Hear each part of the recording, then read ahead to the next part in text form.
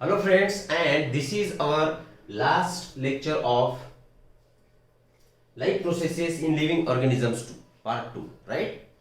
तर याच्यामध्ये आपण काय कव्हर करणार होतो आता याच्यामध्ये आपण बघू रिप्रोडक्शन आणि त्याच्यासोबत असणारी रिलेटेड मॉडर्न टेक्नॉलॉजी की रिप्रोडक्शन मध्ये हेल्प करेल.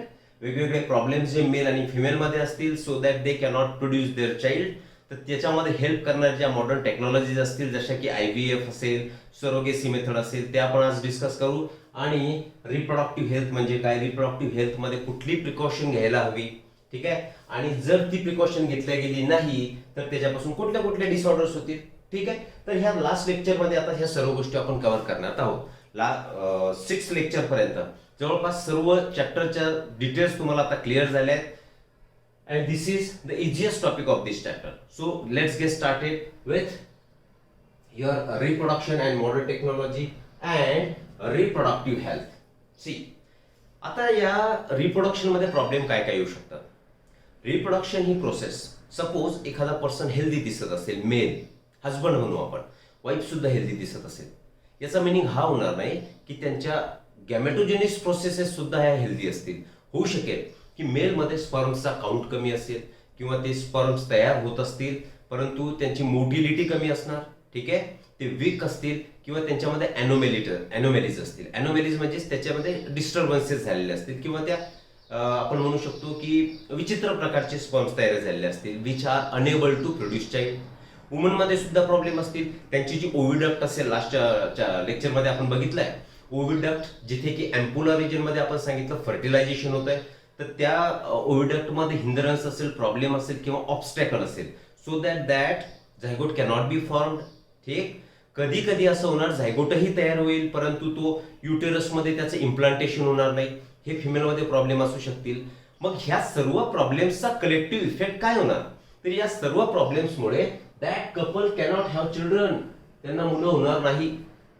Clear this. आता त्यांना मुलं जर व्हायची असतील तर मग आता मॉडर्न टेक्निक्स आलेले आहेत, जसं की अगोदर आपण प्रॉब्लेम बघून घेऊ. ठीक, इन केस ऑफ वुमन कुठल्या कुठल्या प्रॉब्लेम असू शकतात. इरेग्युलरिटी इन मेन्स्ट्रुअल सायकल, ठीक आहे. इरेग्युलरिटी म्हणजे काय, लास्ट टाइम मला सांगितलं आपण 28 to 30 days ही एक मेन्स्ट्रुअल सायकलचा पिरियड असतो, ठीक आहे ना.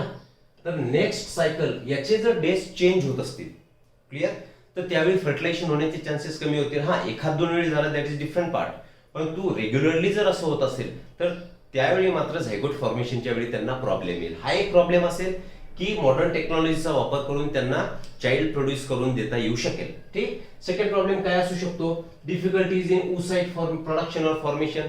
एक फॉर्मेशनच नीट होत नाहीये. आपण लास्ट लेक्चर मध्ये बघितलंय की एक formation starts before birth and that egg matures और that egg becomes able to get fertilised by sperm. तो स्पर्म करून फर्टिलाइज होण्याच्या लायकीचा मिओसिस 2 कंप्लीट झाल्यानंतर होईल, ठीक आहे ना, म्हणजे त्यांच्या मिओटिक डिव्हिजन्स कंप्लीट झाल्यानंतर होईल. तर oocyte फॉर्मेशन सुद्धा त्यांच्यामध्ये होणार नाही, म्हणजे एक फॉर्मेशन प्रॉपरली असणार नाही. हा दुसरा प्रॉब्लेम असेल. ठीक. तिसरा प्रॉब्लेम काय म्हणू शकतो आपण, सांगितलंय ऑब्स्टॅकल्स इन ओव्हिडक्ट.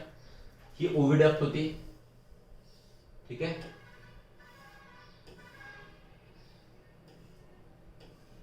ही या पार्टला तुम्ही काय म्हटले होते, ओव्हिडक्ट, आणि आपण सांगितलंय डिटेल डिस्कशन आपण केलंय.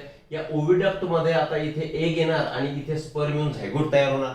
पण याच्यामध्ये जर ऑब्स्टॅकल असेल, फॉर एक्झाम्पल ही ओव्हिडक्ट आहे आणि असं समजू आपण की इथे अशी ब्लॉक झाली आहे, इथे ब्लॉक झाली आहे आणि इथे काय होती तुमची, इट वॉज युअर ओव्हरी. या ओव्हरी मधून एग रिलीज झाला, एग, आणि हा एग आता कुठे जाणार होता, इथे पोहोचणार होता, परंतु एग आता समोर जाऊ शकेल का, egg will not reach to the ampullar region of oviduct, म्हणजे ऑब्स्टॅकल आला. मग स्पर्म किती जरी तिथपर्यंत पोहोचले आणि एग जर तिथे पोहोचलेला नसेल तर फर्टिलायझेशन होणार नाही. हा एक प्रॉब्लेम असेल. नेक्स्ट काय, difficulties in implantation in uterus. Suppose हा झायगोट तयार झाला, ही इथे लिहितोय मी झायगोट इज फॉर्म्ड. आता हा झायगोट पुढे मायग्रेट करतो, आपण बोललो इथे येईल आणि इथे आलाय, ठीक आहे. पण इथे आल्यानंतर त्याला इम्प्लांट व्हावं लागेल, तर इथे काय, नो इम्प्लांटेशन टेक प्लेस, त्याचं इम्प्लांटेशनच होत नाही, म्हणजे तो गर्भ सरळ सरळ, नो इम्प्लांटेशन टेक प्लेस, म्हणजे तो गर्भ किंवा that zygote will be eliminated through vagina out of the body, बॉडीच्या बाहेर तो निघून जाणार. मग या केसमध्ये ती प्रेग्नन्सी त्या फिमेलमध्ये राहू शकेल का? नाही, प्रेग्नन्सी राहू शकणार नाही. No implantation takes place. So these are various reasons in woman which is why that woman is unable to produce child. ठीक. आता या केसमध्ये काय होईल, मेल किती जरी स्ट्रॉंग असेल, त्याचे स्पर्म किती जरी नॉर्मल असतील, तरी सुद्धा प्रेग्नन्सी राहणार नाही. सेकंड, मेलमध्ये काय प्रॉब्लेम असू शकतील? ऍब्सेन्स ऑफ स्पर्म्स. आपण सांगितलंय स्पर्म काउंट, स्पर्मचा काउंट किती असतो? नॉर्मल काउंट इन वन इजॅक्युलेट, एकदा semen sperm count in semen, चलो लिखले ते पुरा, तर त्याच्यामध्ये जवळपास 200 ते 300 मिलियन स्पर्म्स प्रेझेंट असतात. आणि या 200-300 मिलियन पैकी फक्त एक स्पर्म हा फर्टिलायझेशन करणार, झायगोट तयार करणार. मग जर स्पर्म्सच तयार झाले नाही तर मग फर्टिलायझेशन होईल का? नाही. काही मेलमध्ये स्पर्म फॉर्मेशन होत नाही, काही मध्ये स्पर्म कमी तयार होतील. For example, less than 60 lakh. 60 lakh म्हटल्यापेक्षा इथे काय बोलू आपण? लेस दॅन 60 मिलियन. जर याच्यापेक्षा जर कमी स्पर्म्स तयार होत असतील तरी सुद्धा तो मेल चाइल्ड प्रोड्यूस करू शकणार नाही. नॉर्मली काय असतं बघा, 40% हे मोटिलिटी असणारे स्पर्म त्याच्यामध्ये असावे. 40%ला मोटिलिटी कशी असली पाहिजे? विगरस. आणि विगरसचा अर्थ काय होतो? खूप जास्त स्पीडनी ते फिमेल जेनेटल ट्रॅक्ट मधून म्हणजे वजानामधून न्यूट्रस पर्यंत पोहोचायला हवे किंवा ओव्हिडक्ट पर्यंत पोहोचायला हवे. तर 40% ना विगरस मोटिलिटी असणं गरजेचं आहे. आणि 60% जे असतील ते त्यांचा शेप कसा असावा? Normal shape and size, he condition त्यांच्यामध्ये असावी. मग जर त्यांचा शेप साईज जर नॉर्मल नसेल तरी सुद्धा फर्टिलायझेशन होणार नाही, किंवा सर्वच जर मोटिलिटी कमी असणारे स्पर्म असतील ते सुद्धा फर्टिलायझेशन करू शकणार नाही. मग हा एक प्रॉब्लेम असू शकेल. स्लो मुवमेंट ऑफ स्पर्म सांगितलं आपण, त्यांची मोटिलिटी जर कमी असेल, मोटिलिटी म्हणजे त्यांची ट्रॅव्हलिंग ॲबिलिटी, त्यांची वजानल ट्रॅक्ट मधून पास होण्याची ॲबिलिटी, तरी सुद्धा ते चाइल्ड प्रोड्यूस शकणार नाही, म्हणजे फर्टिलायझेशन करू शकणार नाही. आणि अजून काय असू शकते? अनॉमॅलीज इन द स्पर्म. अनॉमॅली म्हणजे काय? दिस इज द नॉर्मल शेप. हा नॉर्मल शेप म्हणू आपण, नॉर्मल शेप ऑफ स्पर्म. आता या शेप पेक्षा जर असा काही वेगळा शेप जर त्याचा असेल तर या केसमध्ये तो नॉर्मल स्पर्म असणार नाही, आणि नॉर्मल स्पर्म असणार नाही म्हणजे तो फर्टिलायझेशन करू शकणार नाही. Got it? म्हणजेच फिमेलमध्ये हे प्रॉब्लेम्स असतील की त्यांना मुलगा मुलगी होणार नाही, मेलमध्ये हे प्रॉब्लेम असतील जेणेकरून they will be unable to produce their child. Clear? मग ह्या चाइल्डलेस कपल्सला मुलं होण्याचा कुठला मार्ग आहे का? Yes, there are some techniques. Modern technology is there nowadays. त्याच्यामध्ये एक टेक्निक असणार IVF. IVFचा लॉंग फॉर्म होतो इन व्हिट्रो फर्टिलायझेशन. कुठल्या टेक्निकने मुलं होऊ शकतात? आता इन व्हिट्रो फर्टिलायझेशन. इन व्हिट्रोचा मिनिंग होतो outside the body. In vitro म्हणजेच आउटसाइड द बॉडी, बॉडीच्या बाहेर ते एग्ज आणि स्पर्म काढून त्यांचं फर्टिलायझेशन घडवून आणणार आणि मग ते त्या फिमेलच्या युटेरस मध्ये इम्प्लांट करणार, आणि त्याला म्हणतो आपण IVF. ठीक, पुढे बघू. सेकंड काय? सेकंड टेक्निक आहे आपल्याकडे सरोगेसी.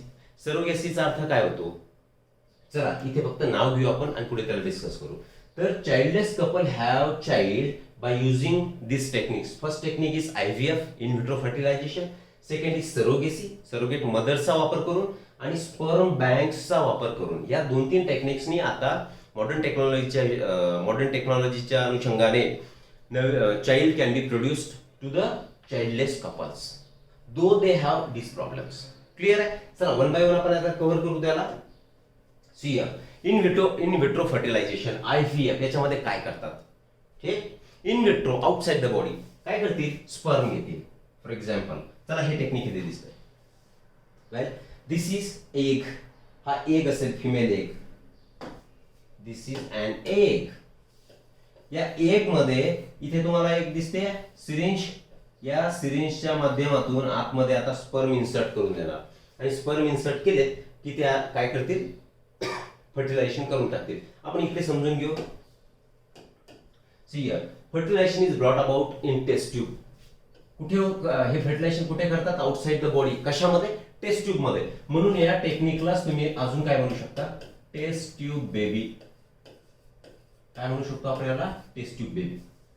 ठीक आहे ना? टेस्ट ट्यूब बेबीचा अर्थ होतो इन व्हिट्रो फर्टिलायझेशन, म्हणजे आउटसाइड द बॉडी, की टेस्ट ट्यूब मध्ये ते एग आणि स्पर्म टाकणार. ठीक आहे, त्याचं फर्टिलायझेशन घडून आणणार. Yes, embryo is formed. Test tube मध्ये काय केलंय, या टेस्ट ट्यूब मध्ये त्यांनी आता हा स्पर्म आणि एग यांचं इंट्रोडक्शन करून दिलं. ठीक, आता त्यांच्यापासून काय तयार होणार, झायगोट पासून आता एम्ब्रायो स्टेज पर्यंत येतील. एम्ब्रायो स्टेज केली की हा समजा कन्सिडर करा, हा आता एम्ब्रायो तयार झाला, हा एम्ब्रायो फॉर्म झाला आणि हा एम्ब्रायो आता this embryo will be inserted into uterus. याला युटेरस मध्ये आणून इम्प्लांट करणार. या टेक्निकला म्हणायचं तुम्ही in vitro fertilisation. It is simple technique, म्हणजे समजून घ्यायला सिंपल टेक्निक. अदरवाइज प्रॅक्टिकली करायला आपण जितकं सरळ याला समजून घेतलं तितकं सोपं असेल का, नो, राईट. कारण याच्यामध्ये सुद्धा भरपूर 100 केसेस मधून एखादी केस सक्सेसफुल होते, भरपूर साऱ्या फेल्युअर केसेस जातात. ठीक आहे ना. तर याला बोलतो आपण इन व्हिट्रो फर्टिलायझेशन. क्लिअर आहे.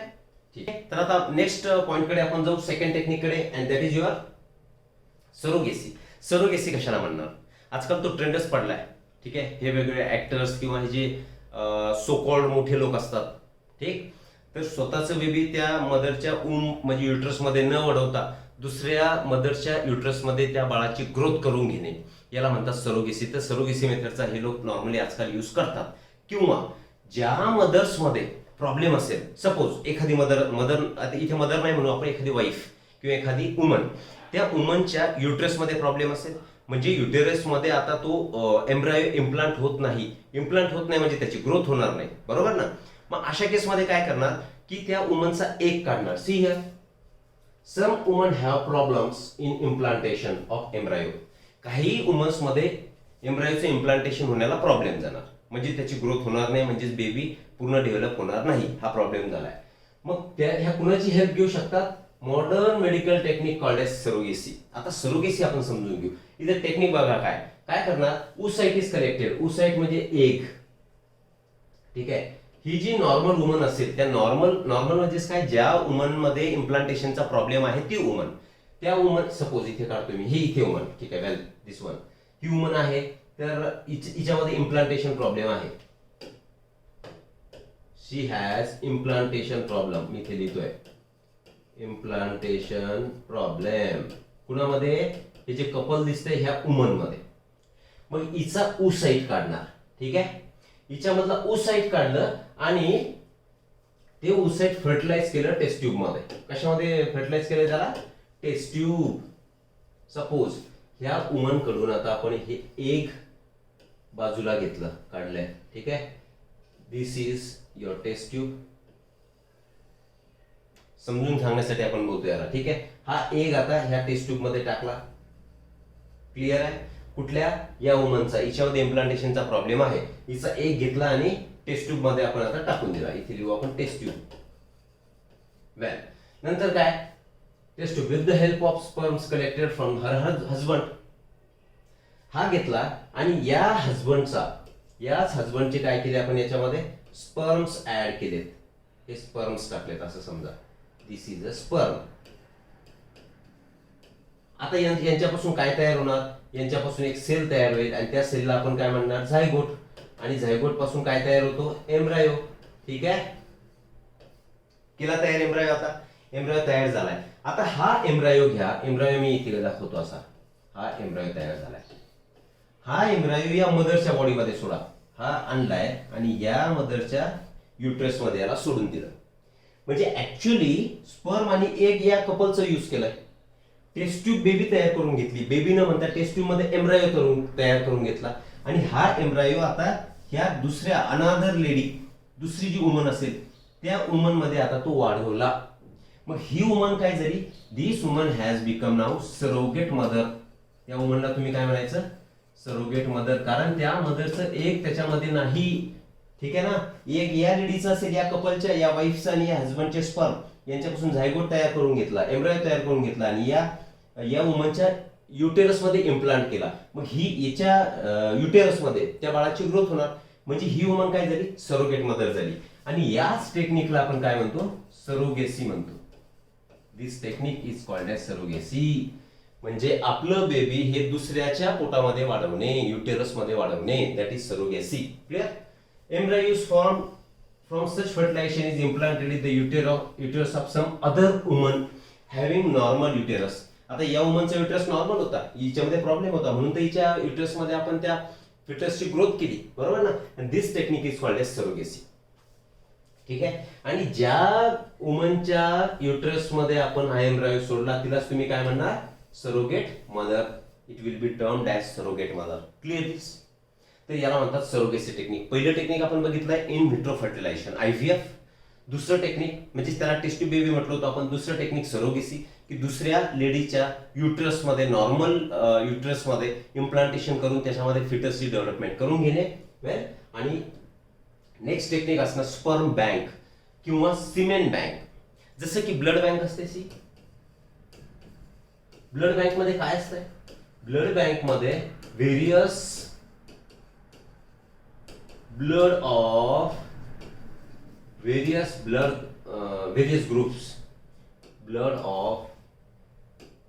groups is available in blood bank. जशी जशी त्याची आवश्यकता पडेल तसं तसं ब्लड बँक मधून आपण ब्लड आणतो आणि त्या त्या पेशंटला किंवा ज्याला रिक्वायर असेल त्याच्यामध्ये आपण ते सोडून देतो, बरोबर की नाही. सिमिलरली सिमेन बँक किंवा स्पर्म बँक हा सुद्धा एक कॉन्सेप्ट आहे. काय करतात, त्याच्यामध्ये डोनर असणार. डोनर म्हणजे देणारा, डोनर म्हणजे स्पर्म देणारा. इथे स्पर्म डोनर आपण लिहू, स्पर्म डोनर. हा काय करणार, याच्या सगळ्या टेस्टिंग होतील, याच्या फिजिकल टेस्टिंग करतील. सर्व हेल्दी कंडिशन्स जर असेल तर फिजिकल टेस्टिंग नंतर याचे स्पर्म्स घेणार आपण. असे स्पर्म्स घेऊ, हे स्पर्म्स हे कलेक्ट केलेले सपोज एखाद्या कंटेनर मध्ये असतील आणि आता याला आपण स्टोअर करून ठेवणार. स्टोअर करणार म्हणजे त्या स्पर्मचं आपण काय करणार, प्रिझर्वेशन. आता वेगवेगळे प्रिझर्वेशन टेक्निक असतात, जसं की क्रायो प्रिझर्वेशन. मी इथे लिहितो टर्म क्रायो प्रिझर्वेशन. तर या टेक्निकने काय करतील, त्या स्पर्मला स्टोअर करून ठेवतील. मग ते वर्षानुवर्ष ते स्पर्म तिथे जिवंत राहणार, कारण त्यांचं प्रिझर्वेशन म्हणजे त्यांना जतन केलंय, टिकवून ठेवलंय, तिथे स्टोअर करून ठेवलंय. मग काय काय होईल, त्या स्टोअर केलेले जितके काय सॅम्पल्स असतील त्याच्या मिळून जी लॅब तयार होणार त्याला तुम्ही म्हणणार स्पर्म बँक. बँक म्हणजे काय, जिथे स्टोअर केलेलं असणार, पैसे स्टोअर केलेले असतील, जमा केलेले असतील, किंवा ब्लड जमा केलेलं असतील, किंवा सिमेंट किंवा स्पर्म जमा केलेलं असेल, ज्याही ठिकाणी आपण जमा करतो त्याला बँक म्हणायचं. मग असे वेगवेगळे सॅम्पल्स फिजिकल आणि मेडिकल चेकअप केल्यानंतर, physical testing and medical checkup हे केल्यानंतर त्या डोनर कडून ते स्पर्म घेणार आणि त्यांचं स्टोरेज करून ठेवणार आणि त्यालाच आपण स्पर्म बँक म्हणू. मग काय करू आपण, समजा एखाद्या कपलला प्रॉब्लेम असेल, एखाद्या हजबंड मध्ये प्रॉब्लेम असेल की त्याचे स्पर्म अॅनोमॅलीज दाखवत आहेत किंवा अशी चित्रविचित्र तयार झाले आहेत, त्यांची मोटिलिटी कमी असेल किंवा त्यांचा शेप किंवा साईज हा नॉर्मल नाहीये, म्हणजेच that husband will be unable to produce child. तो आता तयार करू शकणार नाही बेबी, ठीक आहे, फर्टिलायझेशन करू शकणार नाही. मग आपण काय करणार, suppose this is wife and this is husband. Husband आणि वाईफ आहे, तर हजबंड मध्ये काय की स्पर्म तयार होत नाही किंवा हजबंड मध्ये प्रॉब्लेम आहे. आता प्रॉब्लेम आहे म्हणजे समजून घ्या मला काय म्हणायचंय, स्पर्म तयार होत नसतील, कमी होत असतील, साईज शेप नीट नसेल किंवा त्यांच्यामध्ये अॅनोमॅलीज असतील किंवा त्यांची मोटिलिटी कमी असेल, याच्यापैकी काही असेल असं हजबंड. तर या वाईफ कडून काय घेणार आपण, हिचा एग बाहेर काढणार, oocyte, एग और हिचा oocyte आपण बाहेर काढणार, ठीक आहे. आणि आता इथे जे हा स्पर्म डोनर होता, या स्पर्म डोनरचे आपण आता स्पर्म घेणार आणि हे स्पर्म आउटसाइड द बॉडी परत टेस्ट ट्यूब मध्ये आपण त्याला घेणार IVF टेक्निकनी. म्हणजे हे दोन्ही घेतले आपण ह्या टेस्ट ट्यूब मध्ये. This is a test tube, test tube. समजतं मी काय म्हणतोय. सपोज हा हजबंड होता, ठीक आहे, या हजबंड मध्ये प्रॉब्लेम आहे, हा चाइल्ड प्रोड्यूस करू शकत नाही. मग त्या वाईफचे एग घ्या, हा एग oocyte लिहिला आपण, आणि हा जो डोनर होता ज्याने की स्पर्म बँक मध्ये स्टोअर करून ठेवलं होतं त्याचे स्पर्म घ्या आणि याला टेस्ट ट्यूब मध्ये टाका. म्हणजेच आता कोणत्या टेक्निकचा वापर केला आपण, इन व्हिट्रो फर्टिलायझेशन IVF. म्हणजे आता यांच्यापासून काय तयार होणार, इकडे लिहितो मी, यांच्यापासून तयार होणारा प्रोडक्ट काय असणार आहे, झायगोट. क्लिअर, ठीक आहे ना. आता ही वाईफ नॉर्मल होती की नाही, ही वाईफ तर नॉर्मल आहे, फक्त झायगोट बाहेर तयार करून घेतला आणि हा झायगोट आता त्या वाईफच्या युटेरस मध्ये आपण सोडून दिला. त्या युटेरस मध्ये तो आता इम्प्लांट होणार आणि इम्प्लांट झाल्यानंतर त्याच्यापासून फिटसची डेव्हलपमेंट होणार, म्हणजे बेबी डेव्हलप होणार. या केसमध्ये ज्यांनी स्पर्म दिले त्यांचं नाव हे डिस्क्लोज करत नाहीत, म्हणजे सांगत नाही, गुप्तता पाळली जाते. Clear. oocyte of the concerned couple is fertilized by IVF technique using semen from sperm bank. He sperm bank होती, यातले सिमेंट घेतले आणि टेस्ट ट्यूब मध्ये ते सिमेंट टाकले, त्या वाईफचा नॉर्मल वाईफचा एक त्याच्यामध्ये सोडला, त्याला म्हटलं आपण आयव्हीएफ, झायगोट तयार झाला आणि त्या नॉर्मल वाईफ मध्ये तो झायगोट सोडून दिला. Resultant embryo is implanted in the uterus of same woman. Wife तर तीच आहे, फक्त प्रॉब्लेम हजबंड मध्ये होता, मग त्याच वाईफ मध्ये ते परत सोडून दिलंय आणि त्याच्यापासून आता फिटसची डेव्हलपमेंट झाली. आणि याच्यामध्ये आपण ऑलरेडी सांगितलं की गुप्तता पाळल्या जाते की कोणत्या व्यक्तीचे ते सिमेन आहेत किंवा स्पर्म्स आहेत. समजलं तुम्हाला? स्पर्म बँक किंवा सीड बँक कशाला म्हणतो आपण आणि त्याचा वापर कशासाठी करतोय? अशा केसमध्ये की ज्या हजबंडचे किंवा ज्या मेलचे स्पर्म्स हे रिप्रोड्यूस करण्याच्या लायकीचे नाही, ॲबिलिटी त्यांच्यामध्ये नाही, त्यावेळी आपण आयव्हीएफचा वापर करतो आणि झायगोट किंवा एम्ब्रायो तयार करून त्याच्या वाईफच्या युट्रस मध्ये सोडून देतो, जिथे बेबीची डेव्हलपमेंट पूर्ण होणार. वेल, चलो पुढे आता ट्विन्स. ट्विन्स कशाला म्हणायचं? सी हिअर, ट्विन्स आपण याला म्हणू. आता suppose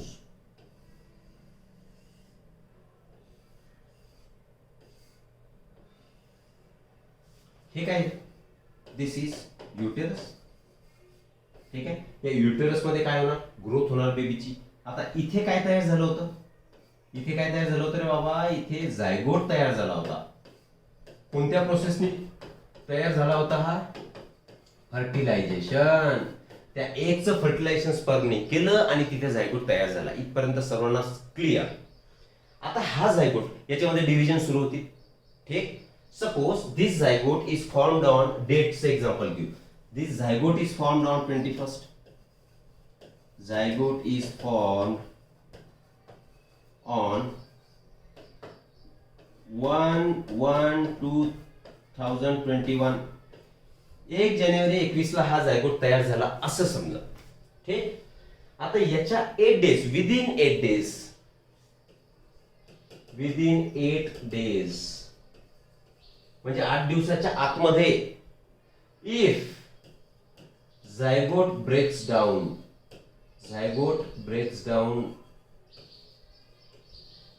in 2 groups, then twins are produced. तेव्हा ट्विन्स प्रोड्यूस होतील. उदाहरण, आता असं समजू की यांचं मायग्रेशन सुरू आहे. आता विदिन 8 डेज, इथे परत लिहितो मी, विदिन 8 डेज आफ्टर फर्टिलायझेशन झाल्यापासून 8 दिवसाच्या आतमध्ये जर हा झायगोट तुटला, फॉर एक्झाम्पल हे झायगोटचे 2 तुकडे झाले. ठीक आहे, झायगोट हा एक झायगोट होता, याच्यापासून आता काय 2 तुकडे तयार झाले. तर हे दोन्ही ग्रुपच्या टिश्यूज आता ह्या पूर्ण इम्प्लांट होऊन जाणार. ही सुद्धा इम्प्लांट होणार आणि ही सुद्धा इम्प्लांट होणार. म्हणजे implantation of both groups takes place, both cells take place. आणि इम्प्लांटेशन दोन्ही ग्रुपचं झालं तर याच्यापासून एक फिटस तयार होणार, म्हणजे एक बाळ तयार होणार आणि याच्यापासून सुद्धा एक फिटस तयार होणार. मग असे जे झायगोटचे तुकडे झाल्यानंतर जे 2 बाळ तयार होतात त्यालाच आपण ट्विन्स म्हणतो. आता ट्विन्स तुम्ही बघितले असेल, काही ट्विन्स कसे असतात, भाऊ भाऊच असतील किंवा काही बहिणी बहिणी असतील. काही केसमध्ये एक भाऊ असतो आणि एक बहीण असते आणि एकाच वेळी त्यांचा जन्म झालेला असतो. मग हा फरक काय येतो? मग त्याच्यावरून याचे 2 टाईप पडतात, मोनोझायगोटिक ट्विन आणि डायझायगोटिक ट्विन. मोनोझायगोटिक म्हणजे काय? इथे बघा, हा एकच झायगोट होता, क्लिअर आहे. एकाच झायगोटचे 2 तुकडे झाले. एका झायगोटचे 2 तुकडे झाले म्हणजे याचे जे काय कॅरेक्टर असतील, याच्यामध्ये जे काही जीन्स प्रेझेंट असतील ते सगळे जीन्स या नंबर 1 आणि नंबर 2 या दोन्ही मध्ये प्रेझेंट असतील. मग जीन्स जर सारखे आहेत तर मग ते दिसायला सुद्धा सारखे असणार. ठीक, त्यांचा ब्लड ग्रुपही सारखा असेल, त्यांचा कलरही सारखा असेल, त्यांचे केस सारखे असतील, त्यांची हाईट सारखी असेल, सगळ्या गोष्टी सारख्या असतील. मग एका झायगोट पासून जर 2 तुकडे होऊन जर 2 बाळ तयार झाले, 2 चाइल्ड प्रोड्यूस झाले, तर त्या टाईपच्या ट्विन्सला आपण म्हणायचं मोनोझायगोटिक ट्विन्स. झायगोट एकच होता, 8 दिवसाच्या आतमध्ये तो तुटला आणि त्याच्या 2 ग्रुप तयार झाले आणि दोन्ही ग्रुप पासून 2 बाळ तयार झाले. एकाच झायगोटचे तुकडे होऊन 2 बाळ तयार होणे आणि त्याच्यापासून तयार होणारे बाळ म्हणजेच ट्विन्स, म्हणजेच मोनोझायगोटिक ट्विन्स. मग मोनोझायगोटिक ट्विन्स मध्ये प्रॉपर्टी काय असणार की ते त्यांचे सगळं जेनेटिक्स सारखं असणार, त्यांचे सगळे जीन्स सारखे असतील, त्यांचं रंग रूप दिसणे वगैरे सगळ्या कॅरेक्टर कसे असणार? सारखे असणार. त्यांचा जेंडर सुद्धा सेम असेल. म्हणजेच मोनोझायगोटिक ट्विन मध्ये काय असणार, बॉय बॉय ही कंडिशन असेल, और गर्ल गर्ल, एक तर दोन्ही गर्ल्स तयार होतील किंवा दोन्ही बॉईज तयार होतील. एक बॉय आणि एक गर्ल असं तयार होणार नाही, कारण का झायगोट एकच होता. मग तो झायगोट जर फिमेलचा असेल, फिमेल तयार झालेली असेल तर ते दोन्ही फिमेल होतील, जर मेल असतील तर दोन्ही मेल तयार होतील. याला म्हणतो आपण मोनोझायगोटिक ट्विन्स. ठीक आहे, भरपूर साऱ्या कपल्स मध्ये आपल्याला ट्विन्स बघायला मिळतात. दोन टाइप्स आहेत, मोनोझायगोटिक आणि dizygotic twins. Monozygotic twins are form from single embryo. बघा, हा सिंगल झायगोट होता, सिंगल एम्ब्रायो होता, याचे तुकडे झाले आणि त्याच्यापासून तयार झाले, म्हणून त्याला म्हटलं आपण सिंगल एम्ब्रायो पासून ते दोन ट्विन्स तयार झाले. During early period of embryonic development within 8 days, पहिल्या 8 दिवसामध्ये, हे महत्वाचं आहे, झायगोट फॉर्मेशनच्या ते डिवाइड इंटू 2 ग्रुप्स आणि त्याच्यापासून 2 टिश्यूचे ग्रुप तयार होतात आणि 2 इम्प्लांटेशन होऊन 2 बाळ तयार होतात. That is monozygotic twin. त्यांचं पुढच्या पेजवर बघू आपण explanation. These 2 groups develop as 2 separate embryos. सांगितलं आपण, ते 2 तुकडे झाले ते सेपरेट एम्ब्रायो बनून जातात. Such twins are genetically exactly similar to each other. जसं दिसणं वगैरे, त्यांची हाईट, कलर, डोळे, केस, सगळ्या गोष्टी सारख्या असतील, त्याला म्हणतो आपण genetically exactly similar. Due to this such twins are exactly similar in appearance and their gender. Gender म्हणजे एकतर मेल मेल और female female. Both will be इधर बॉईज और गर्ल्स. सांगितलं आपण मागच्या पेजवरती. ठीक, पुढे जाऊ. सायमेस ट्विन्स कशाला म्हणायचं? सायमेस ट्विन्सचं दुसरं नाव कंजॉइंट. कंजॉइंट समजतंय तुम्हाला? काय होणार, आपण सांगितलं 8 दिवसाच्या आतमध्ये जर एकाच झायगोटचे 2 तुकडे झाले, क्लिअर, त्याच्यापासून मोनोझायगोटिक ट्विन्स तयार झाले. पण 8 दिवसानंतर 10व्या 12व्या 15व्या दिवशी जर त्यांचे तुकडे झाले तर सीयर त्यांची डेव्हलपमेंट तर सुरू झाली होती, त्या केसमध्ये ते कम्प्लीट सेपरेट होऊ शकणार नाही. म्हणजेच कसं, सपोज एक बॉडी असेल, कशी करू आता मी याला व्यारला, सपोज ही बॉडी, यांच्यापासून असे हात बाहेर पडतील, हा एक असेल आणि हा दुसरा असेल आणि बाकीची बॉडी त्यांची सेम. बघा आता समजून घ्यायचं, ठीक आहे ना. यांची इथपासून बॉडी सगळी सारखीच आहे, एकच बॉडी आहे, 1 बॉडी अँड 2 चिल्ड्रन, म्हणजे 2 काय म्हणू आपण त्याला, 2 चिल्ड्रन असंच म्हणू आपण. 2 तयार झालेत पण बॉडी त्यांची एकच आहे, म्हणजे एकमेकाला चिपकलेली आहे. 8 दिवसानंतर जर एम्ब्रायो ब्रेक झाला आणि त्याच्यापासून डेव्हलपमेंट स्टार्ट झालेली होती, 2 बाळ जर तयार झाले तर ते कसे, त्यांची बॉडी एकमेकाला फ्यूज असणार. एक तर कमरेपासून 2 बॉडी वेगवेगळ्या असतील किंवा इथपर्यंत सेम असतील, इथपासून हात बाजूला येतील आणि 2 त्यांचे काय म्हणू आपण याला, चेहरे 2 तयार होतील. असे जे ट्विन्स असतात त्यांना म्हणायचं आपण सायमेस किंवा कंजॉइंट. कंजॉइंट म्हणजे एकत्र जुटलेले, असे ट्विन्स यांच्यामध्ये तयार होतील. ही कंडिशन केव्हा सापडणार, कुठे लिहिले मी ते, after 8 days. Well this one, 8 days after the zygote formation. Zygote फॉर्मेशनच्या 8 दिवसानंतरची कंडिशन, तेव्हा जर झायगोट ब्रेक झाला तर तेव्हा त्यांची बॉडी एकमेकाला चिपकलेली असेल, म्हणजे कंजॉइंट असेल. त्याच ट्विन्सला आपण म्हणणार सायमेस twins. Such twins are born with some part of the body joined to each other. काही पार्ट त्यांचे एकमेकाला चिपकलेले असणार. Some organs are common in such twins. काही ऑर्गन कॉमन आहेत, कमरेपासून खाली एकच भाग, फॉर एक्झाम्पल 2 पायाचे फक्त, आणि वरतून 2 धड तयार झाले, म्हणजे 2 हे ट्रंक तयार झाले त्यांचे. अशा टाईपचं आफ्टर 8 days ऑफ फर्टिलायझेशन जेव्हा झायगोट ब्रेक होईल आणि जे कॉमन किंवा कंजॉइंट ट्विन्स तयार होतील त्याला म्हणायचं तुम्ही सायमेस ट्विन्स. क्लियर? वेल, चलो आगे चलते फिर. डायझायगोटिक ट्विन्स, अगोदरच्या केसमध्ये आपण सांगितलं होतं की एकच एम्ब्रायो ब्रेक झाला आणि त्याच्यापासून 2 चाइल्ड प्रोड्यूस झाले, त्याला म्हटलं आपण मोनोझायगोटिक, कारण एका झायगोट पासून होते म्हणून. परंतु डायझायगोटिक ट्विन म्हणजे काय, सपोज परत 30 डायग्राम घेऊ आपण, ठीक आहे ना. आता इथे काय होती, ओव्हरी, इथे सुद्धा ओव्हरी. दीज आर 2 ओव्हरीज, इथे लिहू आपण. मेन्स्ट्रुएशन सायकलच्या वेळी, ठीक आहे, अल्टरनेटली समजा जानेवारी महिन्यामध्ये या लेफ्ट ओव्हरीकडून राईट ओव्हरीकडून काय होणार, एग रिलीज होणार, एग इज रिलीज, ओव्हुलेशन होणार. दुसऱ्या महिन्यामध्ये याच्यापासून एग रिलीज होणार. ठीक आहे. अल्टरनेटली एका ओरीकडून नॉर्मली एक एग रिलीज होतो. ही झाली नॉर्मल कंडिशन. कधी कधी काय होईल की दोन्ही ओरीपासून 2 एग्स बाहेर पडतील. क्लिअर. आता आपण सांगितलं की जी स्पर्म ह्या झायगोट तयार करण्यासाठी येणार तर त्यांची क्वांटिटी किती आहे. Millions of sperms are there. लाखोनी स्पर्म्स प्रेझेंट आहेत. त्याच्यापैकी फक्त एक स्पर्म हा एका एगला काय करतो, फर्टिलाइज करतो. क्लिअर. असं समजा की हा एग आता इथे पोहोचलाय. ऑब्व्हियसली हा सुद्धा एग इथे पोहोचेल. वेल, स्पर्म तर भरपूर आहे, स्पर्मची कमतरता नाही आपल्याला. मग काय होईल, समटाइम्स हा एक स्पर्म याला फर्टिलाइज करेल, दुसरा स्पर्म या एगला फर्टिलाइज करेल. ठीक आहे, समजलं का. मग ह्या दोघांपासून जे तयार होईल, इथे काय तयार होणार, एक झायगोट, आणि या झायगोट पासून काय तयार होईल, एम्ब्रायो. याच्यापासून सुद्धा काय तयार होणार रे, झायगोट. आणि या झायगोटचं रूपांतर कशामध्ये होईल, it will be converted into embryo. मग 2 एम्ब्रायो तयार झाले. एका झायगोट पासून झाले का, नाही. दोन्ही zygote, zygote number 1, zygote 1, zygote 2 असं लिहू आपण.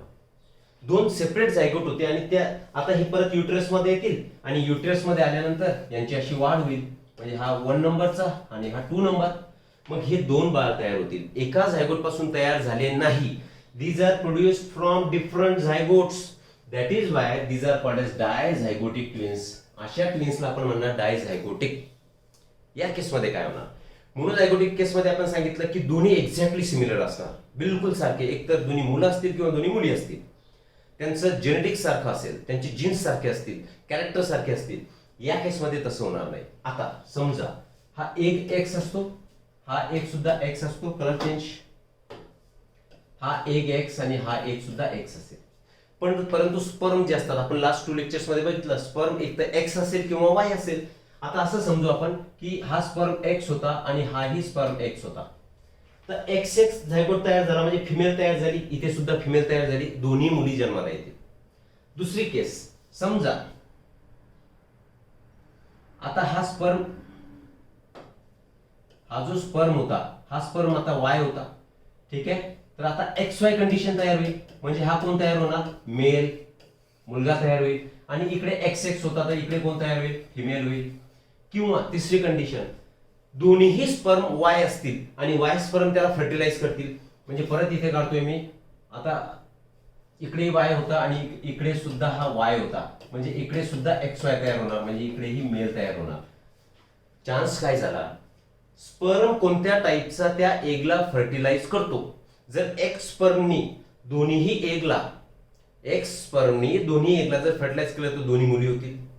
जर एका एगला एक्स स्पर्मनी फर्टिलाइज केलं आणि दुसऱ्या एगला वाय स्पर्मनी फर्टिलाइज केलं तर एक मुलगा एक मुलगी. दोन्ही स्पर्मला एगला जर वाय स्पर्मनी केलं तर दोन्ही मुलं होतील. म्हणजे याच्यामध्ये जे ट्विन्स असतात तर ते दोन्ही मुलं असू शकतील, मुली असू शकतील, किंवा एक मुलगा एक मुलगी असू शकेल, depending on the type of sperm which fertilize that egg. कोणत्या त्या एगला कोणता स्पर्म फर्टिलाइज करतो. मग असे ऑब्व्हियसली त्यांचं जेनेटिक्स सारखं असेल का, नाही. कारण दोन्ही झायगोट हे वेगळे होते. दोन्ही झायगोट जर वेगळे होते तर त्यांचे कॅरेक्टर वेगळे असणार. See here, 2 oocytes are release from the ovary. सांगितलं आपण 2 oocyte रिलीज झाले. ठीक आहे. Both oocyte are fertilised by 2 separate sperm. 2 separate स्पर्मने त्याला फर्टिलाइज केलं. क्लिअर. झायगोट्स आर फॉर्म, हे झायगोट तयार झाले. ठीक. 2 एम्ब्रायोज आर फॉर्म फ्रॉम दिस. आता 2 एम्ब्रायो तयार झाले. आपण इथे सांगितलं एम्ब्रायो 1, एम्ब्रायो 2. हा एम्ब्रायो 1 आणि embryo 2. Both those embryos are separately implanted. हा इम्प्लांट झाला, हा सुद्धा इम्प्लांट झाला, फिक्स झाला युटरस मध्ये. नंतर dizygotic twins are deliver after complete development. आता यांची कंप्लीट डेव्हलपमेंट झाली तर 2 जे जन्म घेतील बाळ किंवा जे मुलं किंवा मुली किंवा मुलगा किंवा मुलगी, तर ते झाले तुमचे dizygotic twins. Such twins are genetically different. Already सांगितलं आपण, कारण 2 डिफरंट झायगोट होते म्हणून त्यांचे जेनेटिक्स, त्यांचे जीन्स सुद्धा डिफरंट असणार. And may be same of different by gender. किंवा ते सारखे असतील, मुलं मुलं असतील, मुली मुली असतील, किंवा मुलगा किंवा मुलगी असतील. त्यांचा जेंडर म्हणजे त्यांचा सेक्स, मेल किंवा फिमेल, असे ते वेगवेगळ्या स्वरूपाने तयार होतील. त्याला म्हणतो आपण डायझायगोटिक ट्विन्स. क्लियर आहे. चलो फिर आगे चलते हैं. रिप्रोडक्टिव्ह हेल्थ कशाला म्हणायचंय जशी नॉर्मल हेल्थ असते, हेल्थची डेफिनेशन काय, इट इज द टोटल किंवा complete physical, mental, social wellbeing. म्हणजे फिजिकली फिट आहे, मेंटली पण फिट आहे, शुद्धीवर आहे, बावचळ्यासारखा करत नाही, पागलसारखा करत नाही, डोकं स्थिर आहे आणि सोशली रिलेशन सुद्धा चांगले, असा जो पर्सन असतो त्या पर्सनच्या हेल्थला आपण नॉर्मली म्हणतो गुड हेल्थ. मग हेल्थची डेफिनेशन काय सांगितली, person state of being physical, mental and social strongness. Socially strong आहे म्हणजे सगळ्यांशी चांगला आनंदाने राहतो, मेंटली स्ट्रॉंग आहे, फिजिकली स्ट्रॉंग आहे. मग अशी जर कंडिशन, अशी जी स्टेट असेल त्या स्टेटला तुम्ही म्हणायचं हेल्थ आहे. फक्त जाड असला म्हणजे हेल्थ असतं असं नाही, ठीक आहे ना. Well, in our country there seems to be lack of awareness regarding reproductive health. Reproductive health म्हणजेच काय, रिप्रोडक्शन रिलेटेड ऍस्पेक्ट्स. रिप्रोडक्शन संबंधी जी हेल्थ असणार किंवा जेनेटल ऑर्गन्स हे स्ट्रॉंग लागतील, जेनेटल ऑर्गन्सची डेव्हलपमेंट चांगली झालेली लागेल किंवा त्यांचं स्पर्मॅटोजेनेसिस, ओजेनेसिस ह्या प्रोसेसेस चांगल्या लागतील, युटेरस हे स्ट्रॉंग लागेल. याला म्हणतो आपण रिप्रोडक्टिव्ह फिटनेस. त्याच्यामध्ये हायजेनिक कंडिशन मेंटेन ठेवायला लागतात. बघू आपण. राईट. तर आपल्या कंट्रीमध्ये काय सांगितलं की अवेअरनेस म्हणजे ही जाणकारपणा किंवा ही जागृती कमी आहे. का कमी आहे, सोशल कस्टम्स म्हणजे काय रे, सामाजिक चालीरीती. सोशल कस्टम्स हा एक प्रॉब्लेम आहे की असं खुलून बोलता येत नाही, त्याच्यामुळे रिप्रोडक्टिव्ह हेल्थकडे लक्ष जात नाही. दुसरं ट्रेडिशन्स, परंपरा आहेत काही, ठीक आहे. तर त्या परंपरा आता इथे डिस्कस करण्याचं काही कारण नाही आपल्याला. वेगवेगळ्या परंपरा आहेत ज्याच्यामुळे रिप्रोडक्टिव्ह हेल्थकडे लक्ष दिल्या जात नाही. नंतर इलिटरसी, अज्ञानपणा, अनपडपणा म्हणतो आपण त्याला. शायनेस, लाजल्यामुळे आपण हे प्रॉब्लेम्स कोणासमोर बोलत नाही.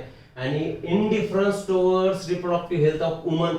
आणि बाईकच्या रिप्रोडक्टिव्ह हेल्थकडे बिलकुल आपल्याला जसं घेणं देणंच नाहीये, बिलकुल लक्ष देणे, टाळणे. इनडिफरन्स म्हणजे दुर्लक्ष करणे, लक्ष न देणे. हे सगळे प्रॉब्लेम्स आहेत की reproductive health in India particularly of woman it is not good. Right. हे कारण झाले. तर आता वेल, ही जर रिप्रोडक्टिव्ह हेल्थ आपली जर नीट नसेल तर वेगवेगळ्या डिसीज सुद्धा आपल्याला होऊ शकतील. मग ते बॅक्टेरियल असतील, व्हायरल असतील, काही जे असतील ते, ठीक आहे ना. पण नॉर्मली बॅक्टेरियल डिसीजेस आपल्याला इथे 2 स्टडी करायचे. ते म्हणजे एक तर तुमचा सिफिलिस असेल आणि एक असेल gonorrhoea. One is syphilis and another is gonorrhoea. And both this diseases are caused by bacteria. Clear आहे. वेगवेगळ्या टाईपचे डिसीजेस, त्याला रिप्रोडक्टिव्ह डिसीजेस म्हणतो आपण, किंवा एसटीडी हे टर्म वापरतो बघा आपण. एसटीडीचा लॉंग फॉर्म काय होतो, sexually transmitted diseases. Reproductive health जर नीट नसेल, हायजीन म्हणजे स्वच्छता ही जर पाळल्या जात नसेल तर हे डिसीजेस होतात. त्याला म्हणतो आपण एसटीडीज म्हणजे सेक्शुअली ट्रान्समिटेड डिसीजेस. आणि सेक्शुअली ट्रान्समिटेड डिसीजेस म्हणजे एसटीडीचे 2 टाईप काय, सिफिलिस आणि गोनोरिया. कशामुळे होतात, both are caused by bacteria. ठीक आहे, दोन्हीही बॅक्टेरियामुळे हे डिसीजेस होणार. आता यांचे सिम्पटम्स बघू. जेव्हा कुठे गेला तुमचा हा सिफिलिस कशाने कॉज झालाय, it is caused by bacteria. तर तो बॅक्टेरिया कुठला आहे ते आपण लिहून घेऊ. That bacteria is Treponema pallidum bacteria. या ट्रेपोनेमा पॅलिडम बॅक्टेरियामुळे तुम्हाला सिफायलिस होणार. या सिफायलिस मध्ये काय होतंय, सियर, अकरन्स ऑफ कॅन्कर किंवा पॅचेस, चट्टे तुमच्या पोटावरती आणि पाठीवरती चट्टे यायला लागतील. मग ते चट्टे निघून जातील, परत काही महिन्यांनी येतील, परत निघून जातील, परत काही महिन्यांनी येतील, पण ते आपल्याला कळत नाही. आपल्याला वाटतं तो आजार बरा झाला, ठीक आहे ना, पण तो वाढत असतो. ठीक आहे. प्रायमरी, सेकंडरी, टर्शियरी कंडिशन्स, प्राथमिक, द्वितीय, तृतीय कंडिशन्स त्याच्या असतात. मग हे चट्टे आता various parts including genital organs वरती सुद्धा याचे चट्टे येऊ शकतात, पाठ आणि पोट इन्क्लूड करून. नंतर रॅशेस येतील. रॅशेस म्हणजे काय, चट्टे उमटणे म्हणतो आपण. ताप येणार, इन्फ्लमेशन, तुमचे सांधे दुखायला लागणार. आणि ॲलोपेसिया म्हणजेच काय, टक्कल पडणे. ॲलोपेसिया म्हणजे टक्कल पडणे. हे सगळे सिम्पटम्स कशाचे असतील, सिफायलिसचे असतील. आता याच्यावरती जर ट्रीटमेंट घेतली तर दिस आर क्युरेबल, म्हणजे हे बरे होणारे आजार आहेत, फक्त ते सांगणं गरजेचं आहे.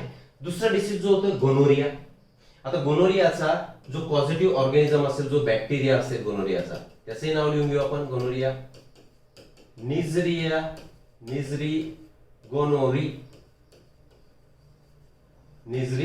गोनोरी. हा काय झाला, बॅक्टेरिया जो की गोनोरिया करतो. त्याच्यामध्ये काय होणार, painful and burning sensation during urination करताना, युरिन पास करताना तिथे जळजळ होणार, त्रास होणार, हे एक सिम्पटम झालाय. Oozing of pus through penis and vagina, म्हणजेच हा जो गोनोरिया आहे हा बोथ मेल अँड फिमेल दोघांमध्ये होणार. आणि यांच्या मेलच्या पेनिस मधून आणि फिमेलच्या व्हजायनामधून काय बाहेर पडणार? पस.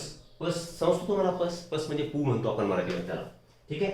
आणि inflammation of urinary tract, anus, throat, eyes, गळा हा सुजणार, थ्रोट, ॲनस, तुमचे आईज आणि युरिनरी ट्रॅक्ट. युरिनरी ट्रॅक्ट म्हणजे तुमच्या एक्सक्रिटरी सिस्टमचे पार्ट, हे काय होणार? त्यांच्यावरती सूज येणार म्हणजेच आपण त्याला म्हणतो त्यांचं इन्फ्लामेशन होणार. So these are the symptoms of your syphilis and gonorrhoea. Clear this? Well, चलो आगे चलते फिर. Last bit of this chapter, शेवटचा मुद्दा आता. याच्यामध्ये काय बघायचंय? See here, population explosion. Population एक्सप्लोजनचे कारण आपण बघितले की अर्ली मॅरेजेस किंवा 2, 3, 4, 5 कितीही मुलं होऊ द्या, हा एक प्रॉब्लेम झाला. त्याच्यामध्ये सोशल कस्टम्स आल्या, सामाजिक चालीरीती आहेत काही धर्मांमध्ये, म्हणजे त्याच्यावरती बाइंडिंगच ठेवत नाही, ठीक. हे सगळे कारण आहेत की पॉप्युलेशनचं एक्सप्लोजन झालंय. आता त्या पॉप्युलेशन एक्सप्लोजनमुळे प्रॉब्लेम. पॉप्युलेशन एक्सप्लोजन कशाला म्हणताय? की excessive growth of population within short duration is called as population explosion. Explosion मध्ये असा भडका होणे, वाढणे, अचानक वाढ होऊन जाणे. एक्सेसिव्ह खूप जास्त ग्रोथ, कमी वेळेमध्ये जास्त ग्रोथ होणे, त्याला म्हणतो आपण पॉप्युलेशन एक्सप्लोजन. नाऊ त्याच्या आता पॉप्युलेशन एक्सप्लोजनचे प्रॉब्लेम्स काय? पहिला प्रॉब्लेम बघा, अनएम्प्लॉयमेंट, रोजगार मिळत नाही, ठीक आहे. Second, decrease per capita income. जे एका घराचं उत्पन्न अगोदर 1 लाख होतं महिन्याला, आता ते वाटे होत किती 10-20 हजार होणार. पर कॅपिटा म्हणजे पर हेड इन्कम ते सुद्धा कमी होणार, कारण पॉप्युलेशन वाढली आहे. लोन घेण्याची टेंडन्सी वाढणार, कारण पैसे पुरत नाहीये. स्ट्रेस, ताणतणाव वाढणार, आणि स्ट्रेस मेंटली वाढणार, आणि स्ट्रेस ऑन नॅचरल रिसोर्सेस, म्हणजे पाणी असेल, नॅचरल रिसोर्सेस मध्ये वॉटर येईल, पाणी कमी पडणार.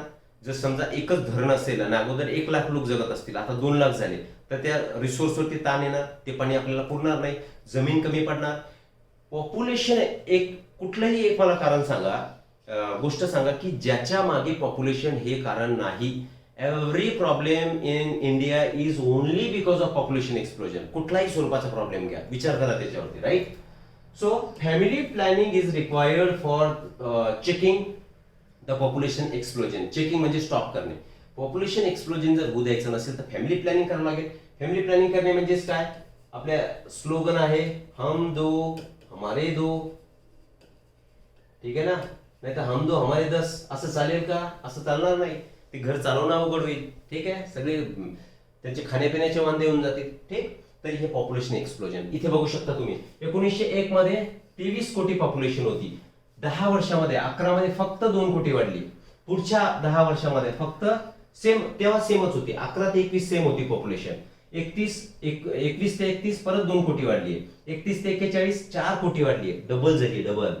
नंतर 41 ते 51 परत 4 कोटीने वाढली. 51 ते 61 मध्ये आता डायरेक्ट 4 चे 8 झाले, ठीक आहे. अशी वाढत वाढत वाढत आता 2011 पर्यंत 121 करोड झाली, जी की बरोबर 100 वर्ष अगोदर किती होती? 23 करोड. म्हणजे 100 वर्षामध्ये 5 पट पॉप्युलेशन आपली वाढली, ठीक आहे. 5-6 पट पॉप्युलेशन वाढली. तर याच्यामुळे सगळे प्रॉब्लेम्स क्रिएट होतात.